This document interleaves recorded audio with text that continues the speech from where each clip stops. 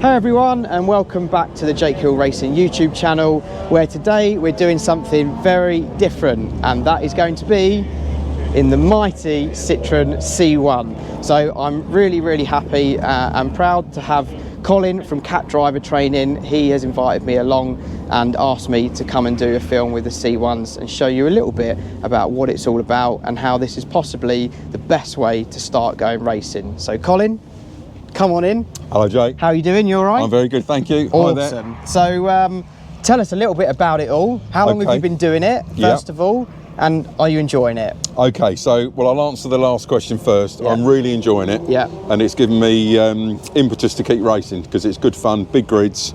And the reason that we're interested in C1 is because we train people. And we have many people come through the doors that want to get involved in racing. And racing something like a C1 and endurance racing, we know that motor racing isn't cheap, but it can be cost effective and good value for money. For sure, yeah. And that's where I think the C1 sits. So Amazing. The C1 series is well run, it's well policed, so we're not doing crazy things with the cars. Well, that's the other thing, isn't it? Is the scrutineering has to be right, you know? I mean, I think when the cars are as close as they are, you know, they haven't got much power, they're on a limited tyre, you know, so everything becomes very close, doesn't it? It's just a case of making sure that's policed correctly, because otherwise people can run away with it. Yeah, agreed. And I think they've got that right. So they're fair, and we're building safe cars. The whole thing is run very safely. They don't allow poor driving standards, and it works. It's great fun. Amazing. So first of all then, how much does a C1 cost before you then do all the modifications? Right, okay. A bit of honesty here, because when we started, to answer your question, we started around 2018. Yeah. We did the 24 hours in 2019, and you could pick cars up quite cheaply, £1,500. Yeah, wow. I think for this we paid £1,500. It's cheap, isn't it? It is cheap. Yeah. The engine was tired, the clutch was worn out. Obviously we're not concerned with that because we know what we're going to do with it. Now you're probably going to pay about 2.5k for a starter car. Okay. But still not crazy money for a race car. No, absolutely not.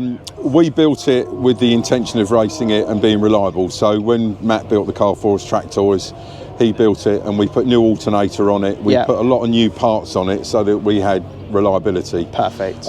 You could buy a car for £2,500. Buy the kit from C1 on their website with the roll cage, the door panels. And how much is that kit, Colin? I believe that's about 5k, I think. Cool. I might have that wrong. But and that gives you the cage and all the safety equipment, all that sort of stuff? Yeah, and then you start building your car. So the way I look at this is you could have perhaps 3 or 4 friends that want to come together and start racing. Yeah. You're starting to buy a kit. You might be able to spend, say, 10k. That's 2.5k to get invested in going racing. And then if you can look after it yourself, then clearly you're going to have some cost-effective racing. Oh, for sure. I mean, even me and my friends have, you know, they've sort of said, well, should we have a go? Should we do a 24-hour race together? And maybe I'm looking at the car that'll allow us to do that at some point. Yeah. So, no, I mean, I'm really excited to drive it, actually. I mean, I had a C1 for a little while. It was a road car, it wasn't a racing car. I drove around in it for 2.5 years, and you know, it was before I got my drive with BMW, so I'm familiar with a C1. Yeah. But this is a lot. I mean, what do these weigh? They're about 900 kilos, I think. Yeah, and we're around 900. And you say they're about 75 horsepower, roughly? 75 horsepower, roughly. Yeah, you're around that figure. I think that's what most people running at the front are probably getting. Yeah. I think and that's worth a discussion. Lots of people run on second-hand engines. Yeah. So you can pick up an engine for £600-700. Wow. And go racing. And there's lots of reports on the forum that people have done a season's racing on a second-hand engine. Yeah. So it can be done. It can be done. What's the gearboxes like? Are they pretty reliable? They are. There's 2 types of gearbox. You want the short ratio, not the long. Of course. And if you get the ratio right, you get the right gearbox. Yeah. That's into its 2nd season of racing. Wow. Okay. So the gearboxes don't wear out. Pretty good. Yeah. So that's good. Well, I mean, there's not a lot of load going through it, is there? There isn't, no. You haven't got a limb slip diff. Yeah, fine. So it's not working too hard. Exactly, it's not putting too much pressure through the box. Well, I mean, that's really good. So we'll have a little look around, see what the car's all about, and then we'll go and have a drive. Go on then, Colin, let's have a little look inside. It's got all the fundamental safety equipment. We've gone for a tillet seat because they're ergonomically really safe and comfortable. full harness belts, the full roll cage. You've got door bars. Yeah, that is good. Yeah, the safety's pretty good in here, actually, isn't it? It is. I like your little air vent there. Look at that. Yeah, because it's good. What you have to do. Yeah. You want to run with a heater on. Do you? To keep the temps down, is that right? Keep the temps down, because what the engine can start to do is to start to retard itself if it gets too hot. So after 3 hours. And we want all the power we can get. Exactly that. Yeah. So heater goes, if we want to cool ourselves down, safety cars and what have you, open the windows, leave the heater on, and then obviously shut the windows when you start racing again. But yeah, the heater vent is important to keep us cool once we get going. Yeah, cool. No, I mean, it looks, and I've noticed this as well, and a few of my friends that have raced them, the radio's still in the car. The radio is in the car. Does that mean we can bang some tunes out? And you can. And I can tell you a little story there, because when we did the 24 hours, you could tune into Silverstone radio, and you knew what was going on in the race because you could hear it on the radio. That is the best thing ever. I mean, look at that.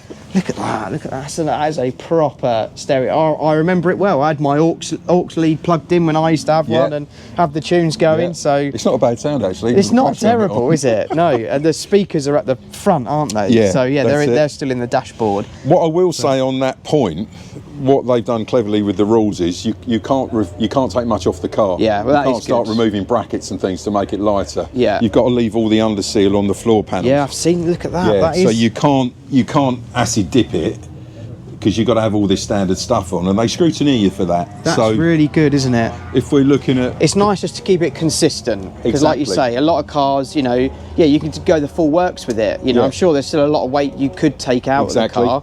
Especially with the dash, the radio, heater system, all of that. There's still a lot of weight in there, but it's nice that that's a controlled part of the championship. True. And it's got to stay the way it is. So. And if you acid dip this and did it properly, you're probably into another £1,000, aren't you? Yeah, for sure. So it just makes that cost even more. Adding costs to something that we want to keep. And so, how much is how much is a race weekend, and roughly what sort of time are you going to get in the car, and how does the layout work? Okay, you get all the normal qualifying you get qualifying on race day and a 3-hour race. Perfect. And is it all normally on one day, or is it split over a weekend? It's on one day. See, that's good as well, isn't it? It is. Because, you get some people that, a lot of us have families, exactly, and other things going on. Yeah. And so to come up and just do a one-day event somewhere, minimises the cost for hotels, travel, all that sort of stuff. So that in itself is pretty good. It is. Yeah. So yes, they've narrowed it down. So we did do longer races, and I think just in light of the,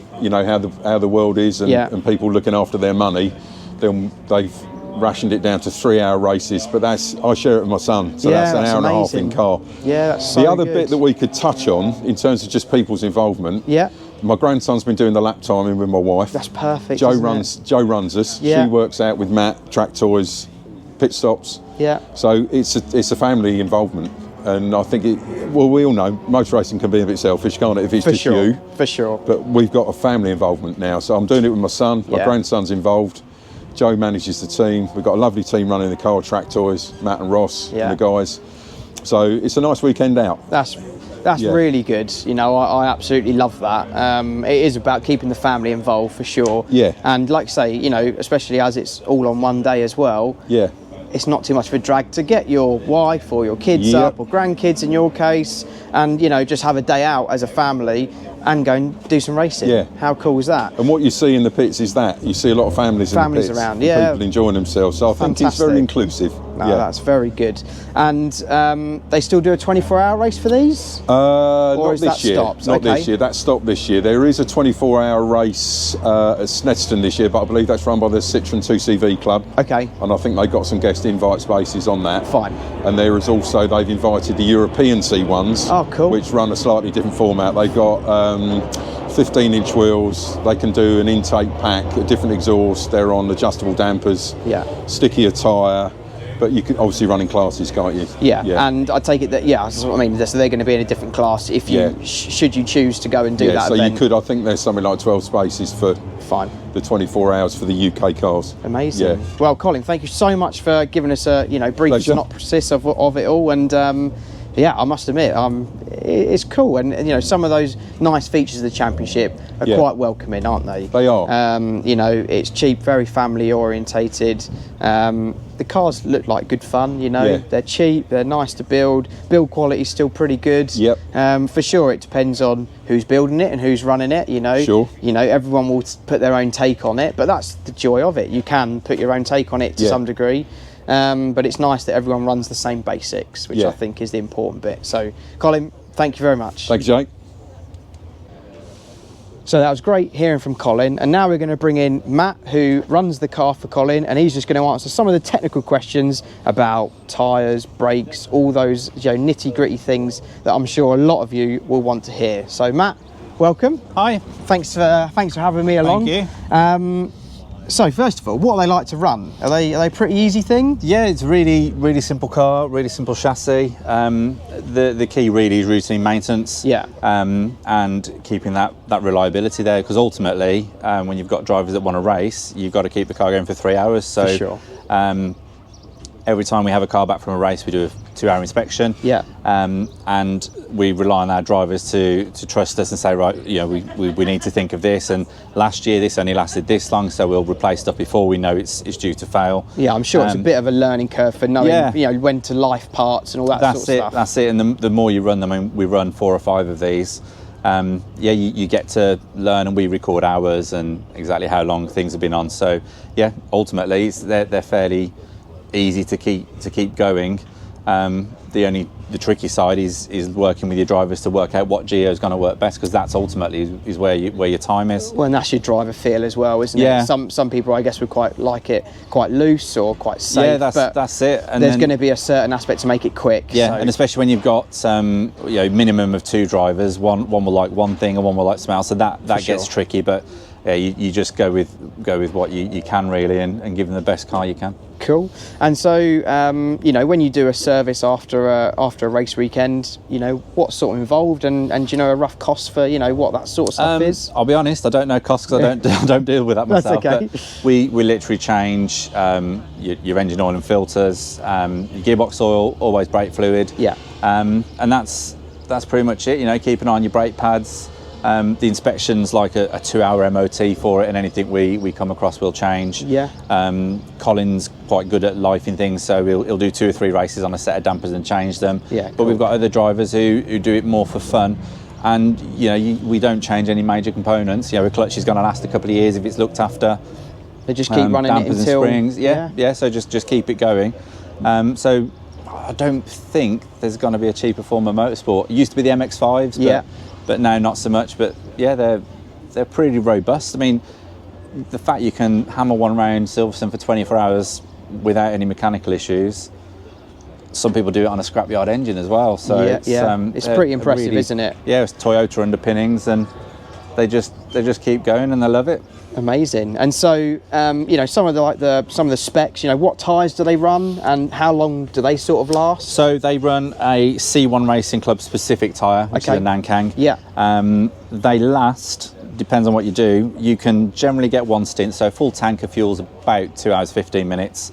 Unshaved, that's their limit. But if you shave them, you'll get 2 stints out of one. So it's weird that some people that don't understand, it's like, well, you're wearing half my tyre out or paying someone to take half my tyre away, but when you do that, they last twice as long. So I think they're £45 a tyre. It's pretty cheap, isn't it? And then £25 to have them shaved, but then they'll last twice as long, so it makes sense to do it. Well, and also the other reason for shaving tyres, as I've done a lot in my junior motorsport as well, is performance, isn't it? Because yeah, definitely. You're taking, you know, the tyre is normally quite tall, and when you take off, you know, a layer of that rubber, the block movement is less, and therefore the car is faster. But the tyre compound still remains soft, doesn't it? It does, yeah. You don't overheat them, because otherwise you'll start just chunking them off on these. Exactly. But yeah, you reduce that tread block. They run cooler, and they just last longer. That's amazing. You can run these literally down past the Yeah, corners. well, I mean, I rocked up thinking, blimey, we run slicks, and you know, so these are. You can see there's not a lot left on them. These are 3 hours old. Those are 3 hours old. Yeah, these are 3 hours. Wow. Yeah. These are the ones that came off at Snetterton, and there's probably another hour and a bit in those. Okay, enough for me to come and have a go. Oh, easily. We have got fresh ones for you, but yeah, that's another hour or so in those. Wicked. And brakes, pads, what do they run? 2 different compounds. You've got a sprint compound and endurance compound. Yeah. We've got some drivers that are really heavy on the brakes, so they prefer the harder compound. Sure. They don't retard the speed as quick, but most teams run the softer compound, which are pretty good. Cool. And again, they will last 3 weekends perhaps. Wow, so, I mean, it's pretty impressive, isn't it? 70 odd pound a set. Rear shoes on the back still just stock shoes, they're fine. Yeah. They'll do a season if you look after them. Yeah. And do you get the brakes as well for the pads from the C1? Yep, all from C1. Well? Yeah, the C1 literally sell everything. Oh, that's amazing. The build kit I think is about £1,700, which is the cage and several other bits you see, and your budget depends on what how much you want to spend really, because you can either buy a £200 legal extinguisher or a lightweight electronic extinguisher which is £1,000. Of course. Colin's got an expensive tillet seat, or you can pick one up for 150 quid. It's just that's your choice, isn't it? That's where you're. That's down to choice. When you build it, it depends what you do. When we built this one for Colin, we replaced everything. So wheel bearings, all the brakes were completely replaced. The calipers were replaced. All new dampers, all new top mounts, and that obviously pushes the budget up.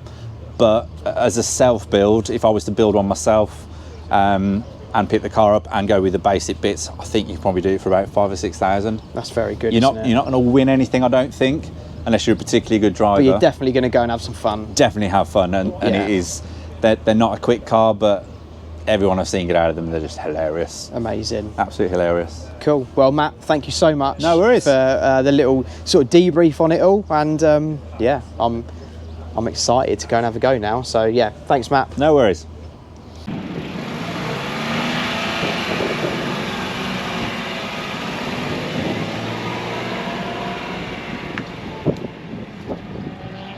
Right, here we go.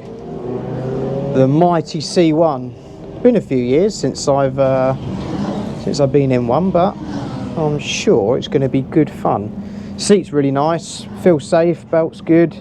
Steering wheel's pretty big, but they just told me they don't run the power steering because it handles better, supposedly. So we'll find out what it's like.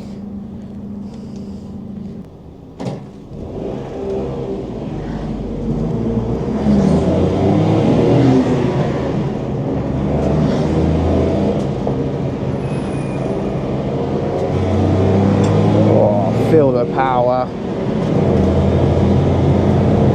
Flat through turn 1 out the pit lane. It's got to be good.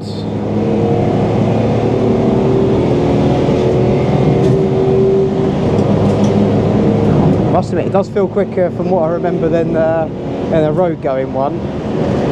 Quite soft. Can feel it rolling around. Down a third for old hairpin. And it takes the curbs like they're not even there. It's amazing. There we go, overtaking a 200 Cup Clio. Hey, see you later. I'm in a Citroen C1.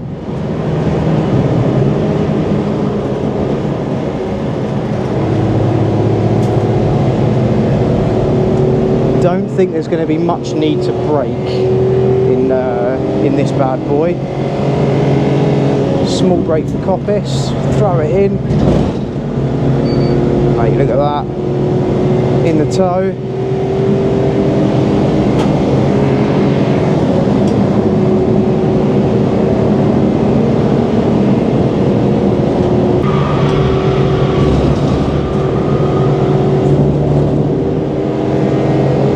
It is good fun, you got to say that. Little tickle in, pitch it in. Carry as much minimum as you can, let it out.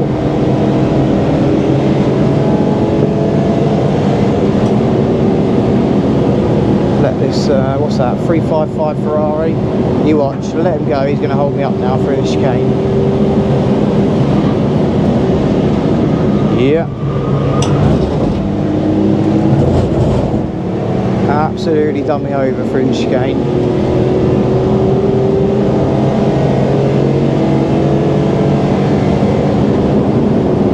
37.2. Got a bit of pace here.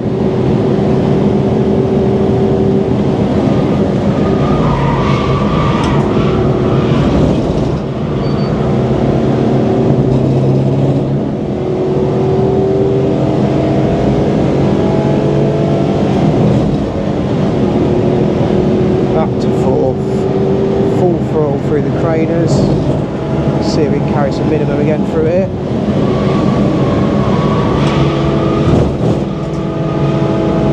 Oh, not even a track limit.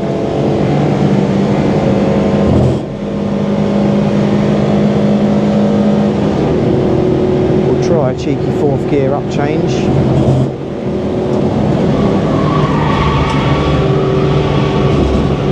Down a third. Oh, beautiful.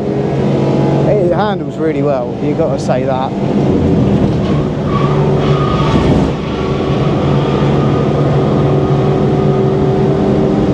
There we go, we'll let this GR86, let him go. See you later, mate. Don't hold me up in the chicane. We're up on this lap. If we get a good run through the chicane, we could smash a cheeky little 36. Oh god, that was good through there.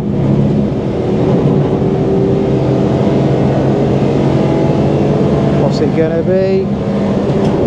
Oh, 36.2. I'm told that's quite good, so for my third lap in the car, that's not bad.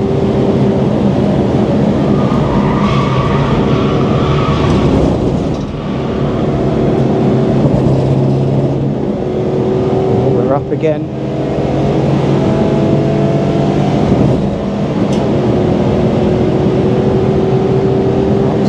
Full throttle through the craters, and then brake late, down a third. All your braking's done, last turn in to get the rotation.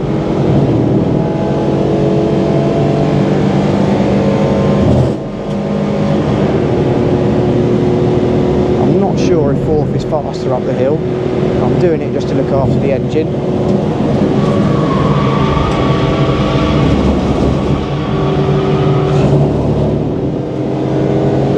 Third through there, turn in on the curb just to get a little bit more rotation.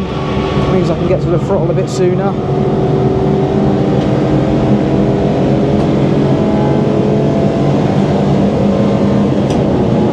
Up to fourth. Right, come on, can we go even quicker through the chicane if I don't get holed up?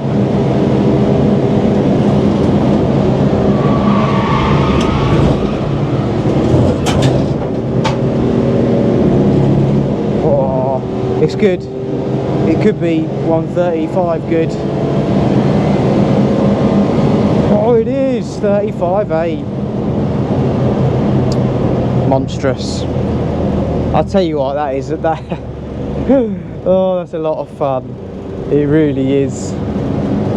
I'll tell you what, the guys, you know, Matt and Ross who run the car, fantastic job. You know, it's got what you want. You know, it's got good rotation.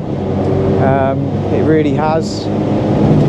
I think that's the key to it, is getting it set up on the brakes so that you can just roll the speed through. So now I get why it's the way it is and why it's so soft, because it allows that rear to turn for you and give you, you know, really good rotation, because you've got no power, so you've got to make the chassis as good as you can. And for a, you know, a cheap alternative to go racing in, it's a fantastic choice, I think. We're a little bit unlucky with how busy this track day is, to say the least.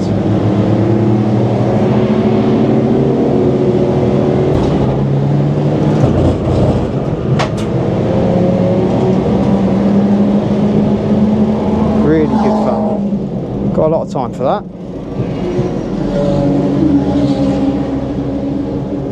Yeah, my C1 experience has been good.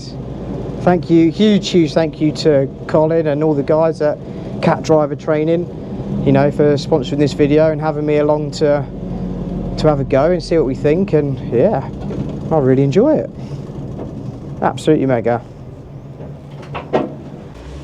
So, I've just got in from having my first go in a C1 race car, and what a joy it was. And I've got Colin, you've got your kit on. I'm ready to get in. You're ready to once rock you're and roll. done. Mark, you've just had a go as well. How was it? It was great. Yeah. Lots of cars out there, but loads of fun, and just getting dialed back into racing again. Into racing again. Good lads.